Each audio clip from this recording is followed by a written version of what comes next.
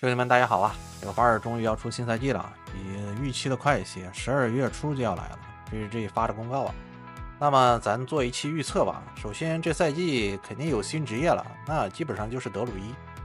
而且，如果来了新职业，大概率会带新武器。虽然演示视频里是这个双手杖，但之前这个定位说的是力量加智慧的，所以有可能新武器是个爪子。是没有这种可能。然后预测下 0.4 版本的上线时间吧，我觉得大胆的猜一下，应该就是12月6号啊。为什么是12月6号啊？首先公告上也说了嘛，这个赛季是12月初，然后说深渊赛季还有几个周，那么现在是11月中旬啊，几个周的话基本上就锁定了12个月前2个周的时间。然后12月下半月 GGG 要过圣诞呢，他总不能游戏刚上线他就直接回去过圣诞节吧，他要留出1个周到2个周时间进行这个版本上线之后的维护。所以个人推论下来呢，基本上它的上线时间我预测是在12个月的第1个周。那么12月第1个周有什么特殊的日子呢？就是12月6号。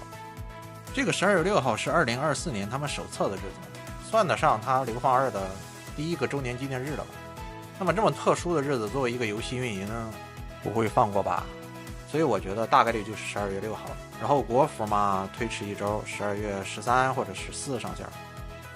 而且这个版本我觉得挺值得期待的。首先 0.4 是个双数版本啊，国外明显每次都是双数的版本比较好。然后还是个周年版本，再加上国外的圣诞节，每次老外他们这边过圣诞之前的版本都会比较不错啊。当然 0.2 是个例外啊，那玩意儿0.2 不大好说，不大评论啊。反正期待这个 0.4 版本吧。后面呢是这个当时他们23年发的这个德鲁伊的演示视频，感兴趣的小伙伴呢可以看一看。那么本期视频就到这里了，我是风向标 Game， 拜拜。 Like any PoE 2 character, you can always use a dodge roll to get out of danger, since the bear is the slowest of the druid's forms. Making sure the dodge feels reliable and can get you out of any situation is paramount. When you dodge an animal form, your character instantly transforms back with no time penalty, so that you can get out of the way. You can even interrupt a mistimed transformation halfway through. Of course, doing this will mean you pay the slight time cost of having to transform back again, but it's certainly a lot better than dying. Something interesting about the skill is that it's faster to use if you're already standing up. If you're on all fours when you use Furious Slam, then the bear has to stand up first before slamming back down. But use Maul first and the bear will stand up as you swing, which has no time penalty. Then follow up with Furious Slam and your bear will quickly slam down. Much more efficient.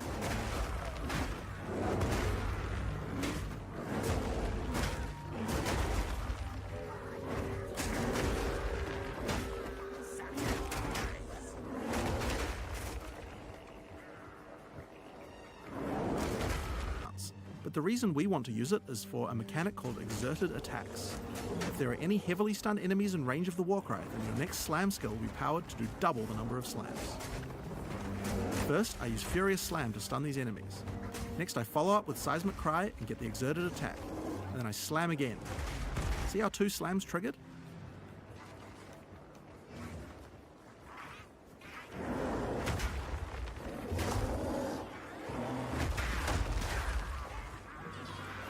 So, that's all well and good, but how about we try that again using Rampage? First, get a bit of Rage, Slam to stun the enemies, Seismic Cry to get the exert, and then Rampage around to do insane amounts of damage. So we've covered some of the bear side of the druid, but how is he as a spellcaster? Now of course we want to maximize the amount of time you spend in your animal forms, so most of the spells targeted at the druid tend to be things that last a long time or provide tactical options on the battlefield. The first and probably simplest of these is Lightning Storm. Cast it on the ground and you get an area where monsters are continuously struck by bolts of lightning. The bolts don't do much damage, but they shock monsters, which is a debuff that increases all damage on them, meaning it's a great spell to use before going in as a bear. So, that's going to increase your damage, but as I mentioned before, the bear form of the druid could use some defenses as well. The bear in particular is the slowest attacking of the druid's forms. He hits hard, but if he gets swarmed too much, it will result in your death. That's why Tornado is so useful. Tornado sucks monsters in, allowing you to split up packs and deal with groups separately, or pin monsters in place and set up combos with your other skills. The Tornado doesn't really move big monsters much, so you can actually use it to separate a boss from its minions too. The Druid also has the ability to summon animal companions. This is another really useful defense because wolves can take aggro from you, keeping monsters away. In addition, the wolves howl as they are summoned, putting a temporary debuff on enemies that makes them more vulnerable to critical strikes, and giving you a reason to resummon them in combat. The last Druid spell we're going to talk about today is Volcano. You can cast it quickly like this and it will spawn just a few projectiles. Or you can hold down the button to channel it for longer, which will make it fire a whole bunch of projectiles when it spawns, doing a lot more damage. The Volcano sticks around firing its little projectiles for a long time, so it's another good skill to cast before turning into a bear. Now, the reason you're going to want to turn into a bear after using Volcano is that any slam near the Volcano results in it spewing out even more projectiles.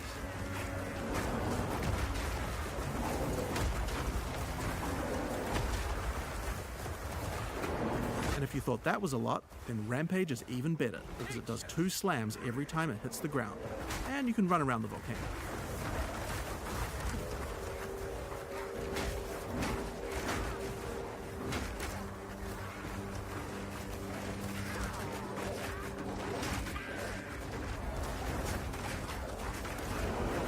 Now, if you've been paying attention, you might have realized that this is going to be extra good with Seismic Cry, which we were using earlier to double the number of slams. So, first we're going to cast Volcano. Then Furious Slam till you stun something, Seismic Cry to get the double slams, then Rampage around while the Volcano spews out a stupid number of projectiles. This combo would have been even better if we'd remembered to cast our Lightning Storm first, but getting time for that seems tricky.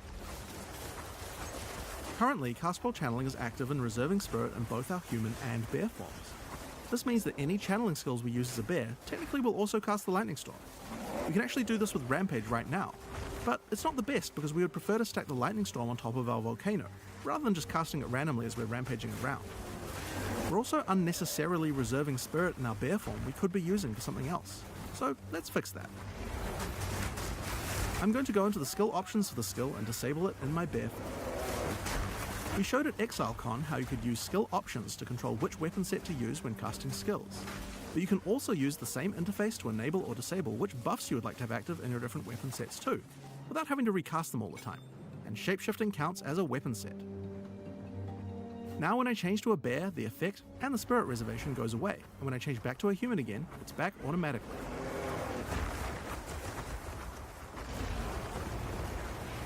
So, now Exerted Attack Slam combo.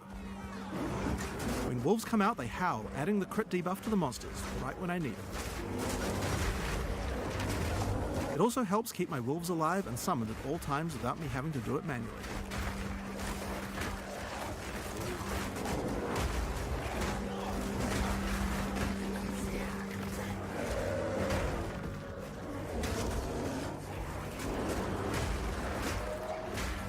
So, last but not least, let's talk about the skill tree.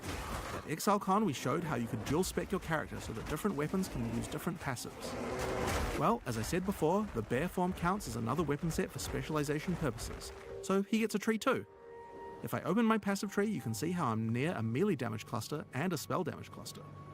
By holding shift, I can allocate these passives in my human form, and these ones as a bear. Now, when I change between human and bear form, my passives reallocate automatically.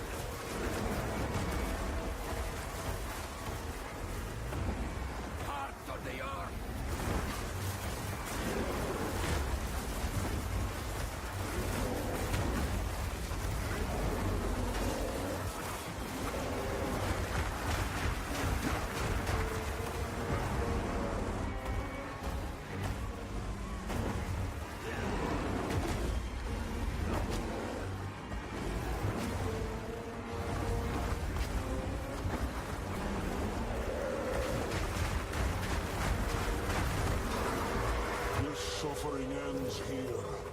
Shameful. And there we have it. With a little bit of customization, we have a build that can combine many different active skills to do some really interesting effects. At the same time, your skill tree reconfigures automatically at the right time, and your buffs reconfigure automatically as well. You can even cast certain skills automatically. But we also haven't lost the dynamics of combat. Many skills interact with each other, and the ones you choose to use at any different moment depend a lot on what enemies you face or what situation you're in right at this moment. And at just the right time, you might be able to combine all your skills in one crazy combo, get some satisfying screen covering spam, and do some crazy damage. Now, these are just some of the skills targeted at the Druid in PoE 2. We didn't even show you the Wolf form yet. There's a lot more to play and